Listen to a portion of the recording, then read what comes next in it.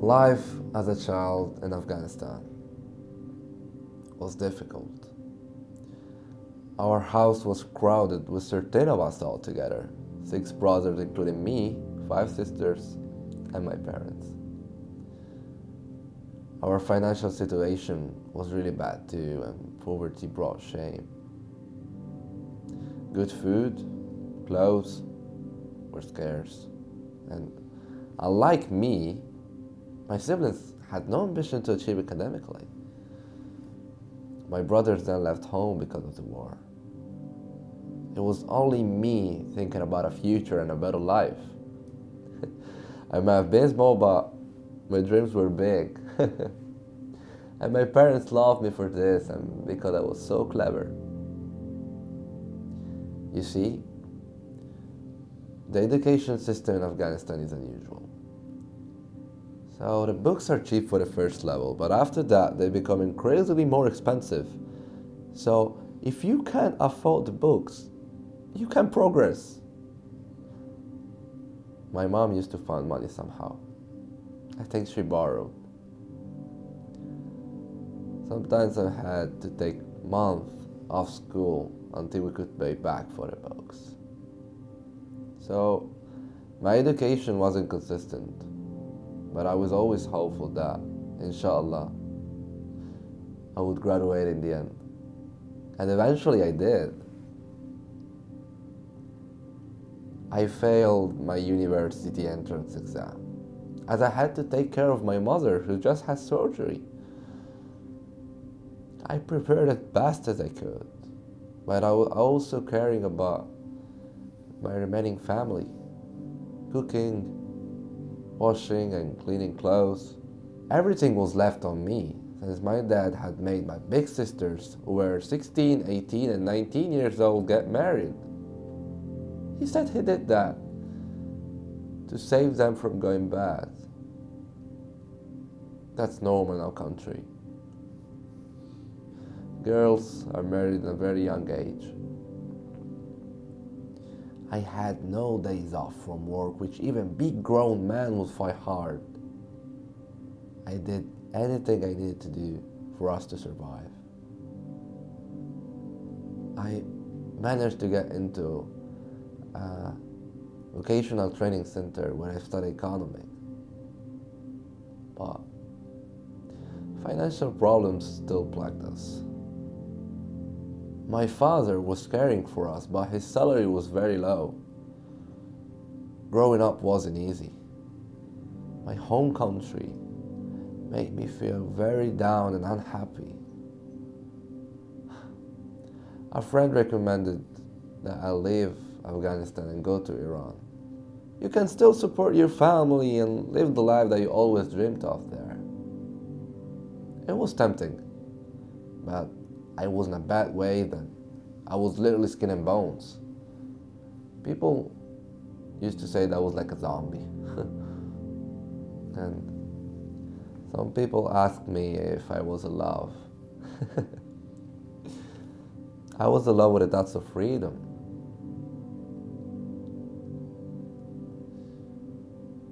I had to take the opportunity. I went back home and told my mother. But my father, he heard everything and announced it to my siblings. He wants to leave. One of my sons died in Germany, and I don't want to lose another one. I don't want to lose you too. I tried to make them understand, saying, not because he died, that means that I would too. I need to get out. I cannot handle Afghanistan anymore. Everyone got angry at me. Only my mom defended me. She knew the real reason. I was afraid of being gay in a country that would not accept me. My dreams would not be fulfilled there. My father beat me that night. I got appendicitis shortly after that and spent a month in the hospital. But I was still determined to leave. I pretended to my family that I abandoned any thoughts of leaving. I played stupid and calmed their fears. But my brother, he was still angry at me and tapped me in my stomach, in my scar area. I think I faded.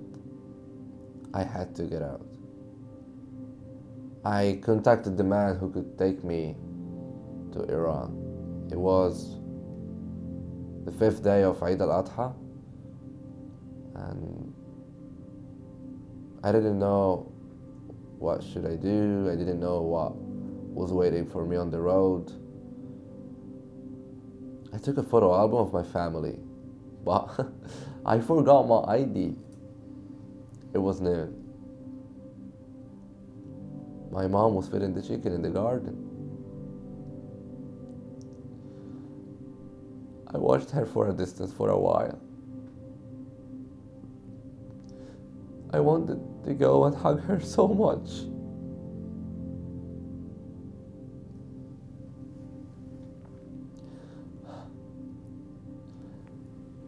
When I met the trafficker, he refused to take me with him because I was so young and too thin. I cried and begged him for over an hour until he finally agreed. There were thousands of people everywhere, all trying to flee.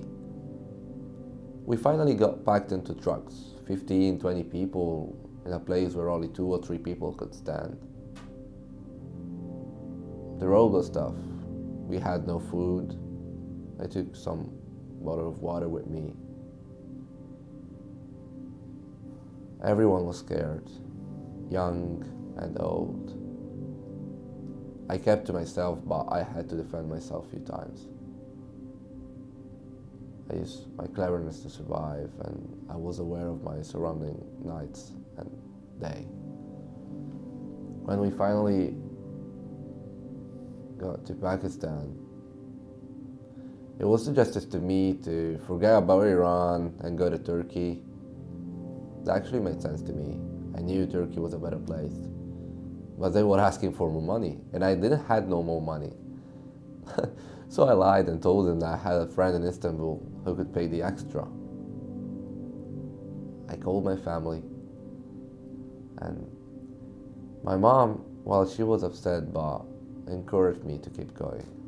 More power to your elbow, my son. It took us 1.5 months to get to one city in Turkey. It was the end of the road, and the trafficker was demanding the money. Everyone called their relatives. What could I do? Who could I call? I had to spend 1 month with this man. 50 of us in one disgusting room. They told me, if you don't pay for your fee, you are mine and I will sell you. They sold me a SIM card, which I rang to my family. And, well, my brothers, they said, he went there alone, he faces the consequences alone. I was near starvation and my scar was bleeding too. Finally, the man decided to lower the price to $600. Maybe, I don't know, maybe he took mercy on me since I was skin and bones. I called my family again. This time my brothers found a way. They borrowed the money for my release and sent it to me. And with that, I made my way to Istanbul. I had nothing but what I was stood up in. Old shoes, clothes, trousers. Hopefully, a friend of my cousin managed to find me a job in a tailor shop. I worked 12 hours a day. I used to work in a tailor shop in Afghanistan, so everybody was so surprised I was so good at the job, especially because I was so young and small. But they never gave me the agreed salary. I was supposed to get 1,100 liras, but they only gave me 500. The man said that he was keeping the remainder as a guarantee. And the same thing happened the next month. A friend managed to find me another job, so I left. It was better money, but the same things happened. I was offended. But this is the way foreigners and refugees are treated in Turkey. Since there's no insurance, they take advantage of your desperate situation and exploit you. Refugees are very vulnerable to every type of exploitation, especially if you're gay like me. One man who I thought would help me had either bad thoughts in mind. He sent me an immoral picture on WhatsApp. I replied, "You're like a father to me. I respect you, so please respect me." He understood and never contacted me again. I didn't want it to become a situation where people would have to put my word over his. I couldn't defend. I can't defend myself against big men, but I use my cleverness to survive. I tried hard to learn Turkish. When I went to the market, I used to write in Persian and translate it in Turkish while reading. And when everybody understood my way of learning Turkish in Persian, they laughed at me. But I learned fast. Eventually, I managed to get a minimum wage job in a factory canteen near Ankara. And my supervisor didn't think that I could manage the job because I was young and small. But I proved him wrong. And since he had no children himself, he grew to treat me and love me like his son. I started sending money to my family. I managed to pay my brother's debt. Everything was going well. Until an LGBT friend of mine, who I loaned him money to, decided to seek revenge when I asked for it back. He went to my place of work and told everybody about my secret. That I was gay. Things changed then.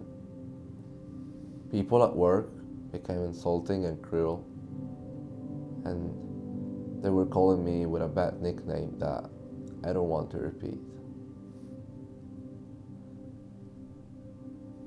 I went to an NGO a couple of times and told them that they were treating me badly. They asked me if I wanted to complain officially, and I said no. Because the big mouse man was a powerful man and the state would stand by him. Who would stand by me, a young refugee kid from Afghanistan? No one. Shortly after that, some of the staff beat me up and I tried to leave. But the boss said, "Only when I fire you, you can go. You don't have the right or the choice to go." He threatened me to send me back to Afghanistan. "If you try to leave, I will do something bad for sure." A few days ago I was sick. I have photos. Now I'm a little bit better. Something like pimples appeared all over my body, like an allergy. I went to the emergency department in Ankara hospital, but the fee was 150 liras, and since I had no money, I couldn't see the doctor. I wonder if I would be treated better in my home country. It's so hard to get by here in Turkey. I have no value as a human being here. Refugees are not welcome here. People think that we are bad and we are damaging the country. They even think that the state give more money to the refugees than they do to their own citizens. I'd like to go to France or Canada legally. It would be more of the same if I don't. I want to play by the rules and wait until the call comes from the immigration authority.